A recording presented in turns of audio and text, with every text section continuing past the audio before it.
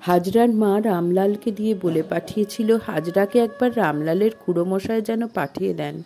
আমি কেঁদে কেঁদে চোখে দেখতে পাই না। আমি হাজরাকে অনেক করে বললুম, বুড়ো মা একবার দেখা দিয়ে এসো। তা কোনো মতে গেল না।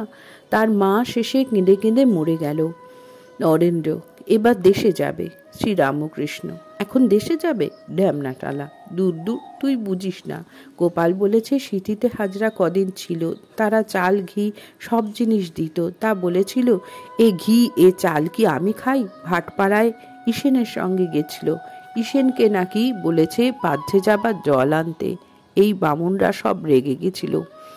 নরেন্দ্র জিজ্ঞাসা করেছিলুম, তা সে বলে ঈশানবাবু এগিয়ে দিতে গেছিল, আর ভাটপাড়ায় অনেক বামুনের কাছে মানও হয়েছিল। শ্রীরামকৃষ্ণ হাসিতে হাসিতে, ওইটুকু জপতপের ফল। আর কি জানো, অনেকটা লক্ষণে হয়। বেটে ডোব কাটা কাটা গা, লক্ষণ ভালো নয়। দেখিতে অনেক দেরিতে জ্ঞান হয়। ভবনাথ, থাক থাক ওসব কথায়।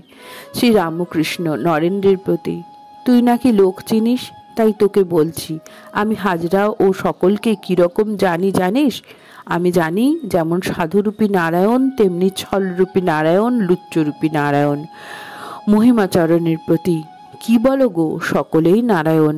মহিমাচরণ, আজ্ঞা, সবই নারায়ণ। জয় ঠাকুর।